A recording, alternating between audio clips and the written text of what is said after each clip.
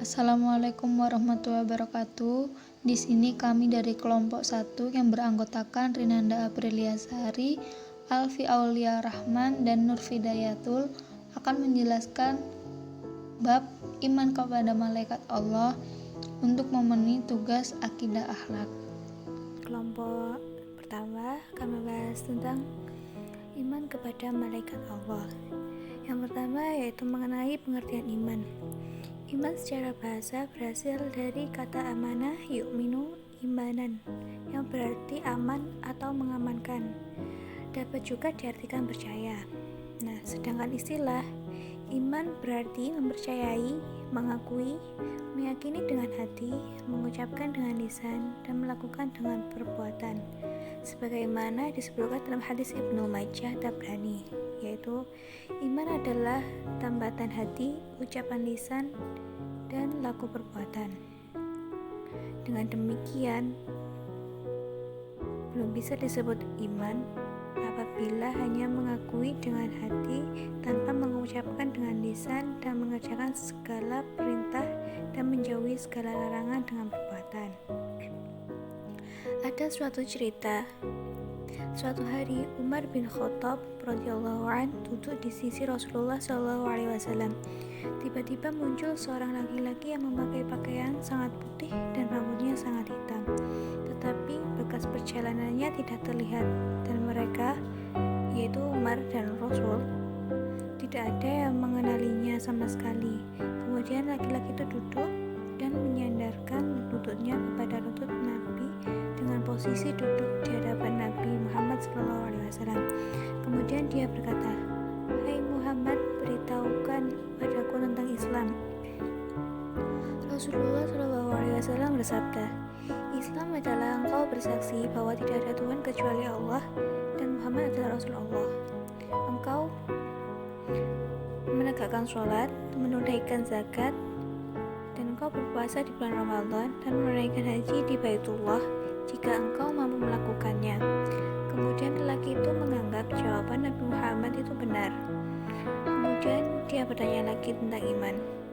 Nabi SAW bersabda,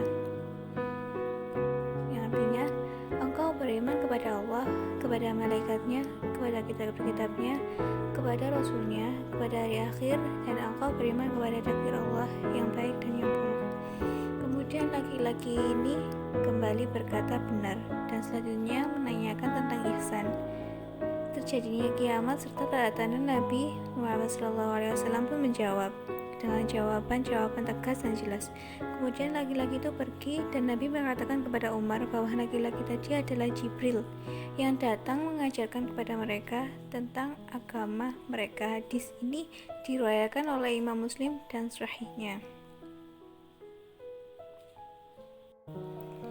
Selanjutnya yaitu pengertian malaikat Allah. Kata malaikat berasal dari malaka yang berarti mendapatkan atau mengemban amanat, dan bentuk jamaknya adalah malakah. Jadi, malaikat adalah makhluk Allah yang diberi tugas untuk menyampaikan seluruh amanat Allah dengan tunduk dan patuh tanpa membangkang sedikit pun. Mereka adalah hamba Allah yang dimuliakan, yang tidak pernah melakukan maksiat dan selalu mematuhi perintah Allah. Mereka diciptakan dari cahaya. Mereka tidak makan, tidak berkelamin, tidak mempunyai keturunan, dan tidak ada yang tahu jumlahnya kecuali Allah.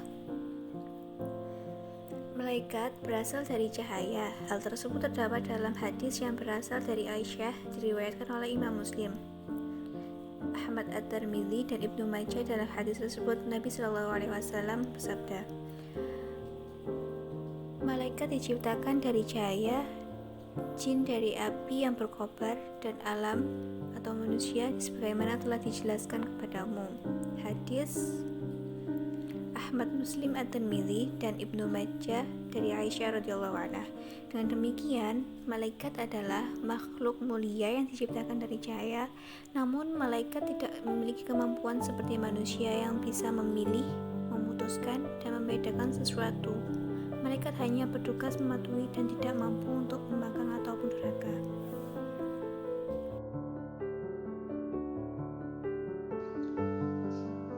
Yang selanjutnya, Saya akan menjelaskan nama dan tugas malaikat Allah. Gambaran malaikat dalam hubungannya dengan manusia oleh Al-Quran dikaitkan dengan tugas-tugas yang bercorak rohaniah. Tugas-tugas malaikat secara umum antara lain adalah yang pertama, perantara dalam mengemban wahyu.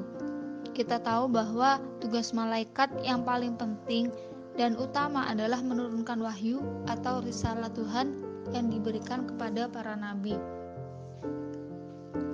Para nabi kadang-kadang melihat malaikat dalam bentuk manusia atau dalam bentuk yang lainnya.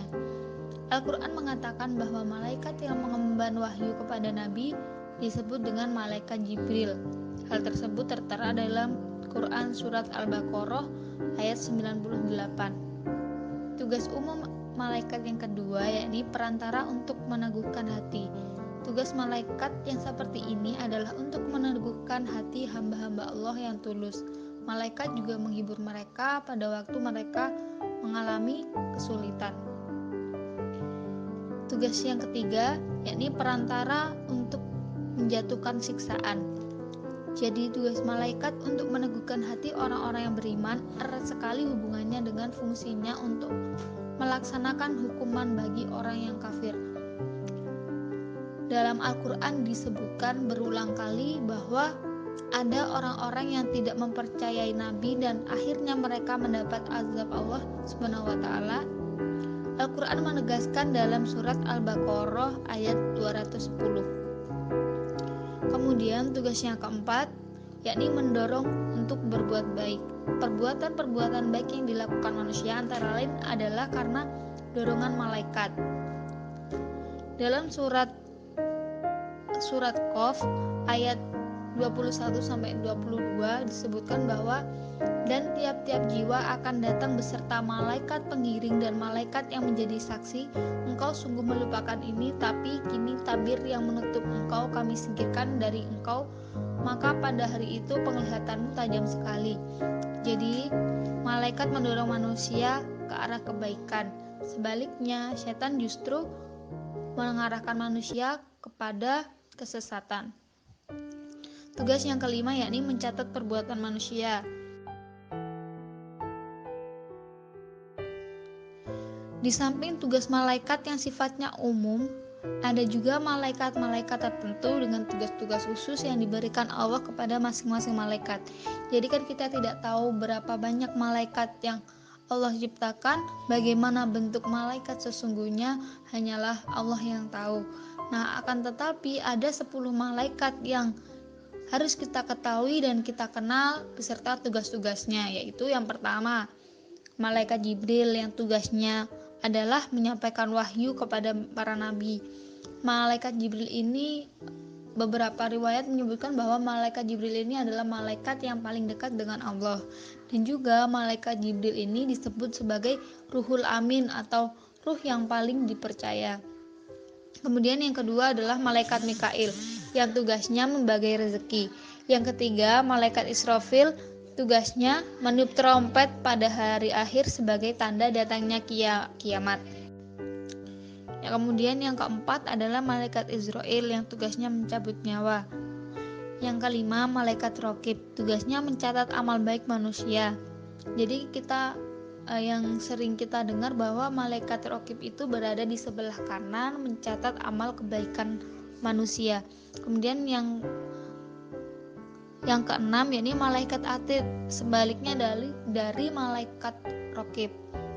Jika malaikat Raqib di sebelah kanan dengan amal baik, malaikat Atid tugasnya mencatat amal buruk manusia yang berada di sebelah kiri.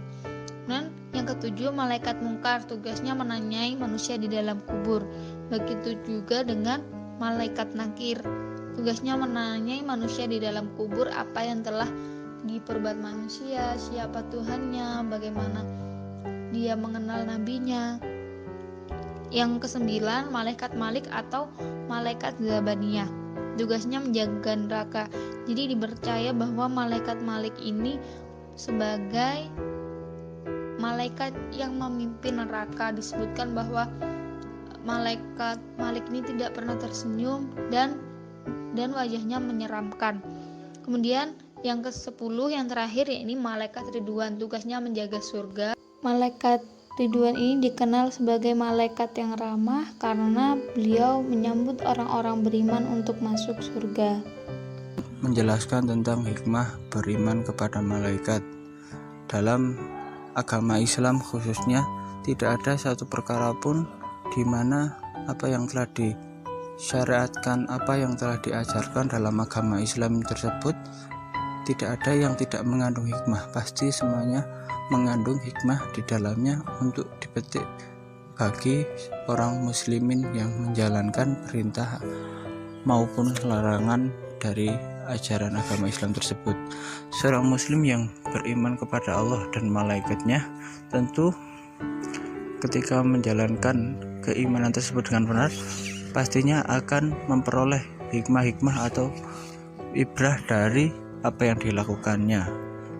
Di antaranya yakni yang pertama, ketika kita beriman kepada malaikat, kita akan terhindar dari keraguan mengenai pedoman kita, yakni Al-Quran, yang menganggap bahwa Al-Quran ini benar-benar dari Allah. Kok bisa diketahui benar-benar tersebut? Karena kita meyakini ada malaikat di mana Al-Quran tersebut turun kepada Nabi Muhammad melalui perantara malaikat Jibril, sehingga kita tambah yakin tentang keberadaan dan kebenaran Al-Quran. Yang selanjutnya ialah agar terhindar dari keputusasaan. Mengapa seperti ini? Karena kita akan dituntut untuk melakukan amal soleh, dan ketika kita melakukan amal soleh maka para malaikat akan selalu dan senantiasa mendoakan kita, karena para malaikat itu menyukai umat manusia yang melakukan kebaikan, dimana ketika para umat manusia melakukan kebaikan maka mereka akan mendoakan umat-umat tersebut dan akan memintakan ampunan dan permohonan rezeki kepada Allah terhadap hamba yang taat tersebut. Selanjutnya akan menjadi lebih berhati-hati dalam berbuat.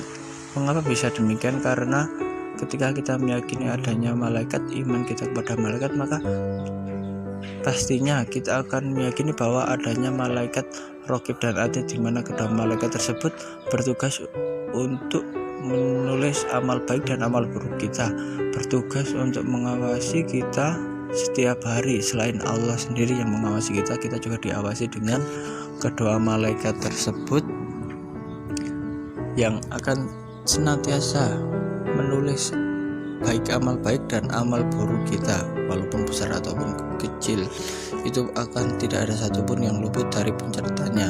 Selain itu, dengan beriman kepada malaikat juga kita dapat meningkatkan atau memunculkan rasa syukur kepada Allah. Mengapa? Karena seperti yang poin nomor 2 tersebut tadi, para malaikat itu senantiasa mendoakan kepada Allah, mendoakan orang muslim dan mendoakan saudara orang muslim.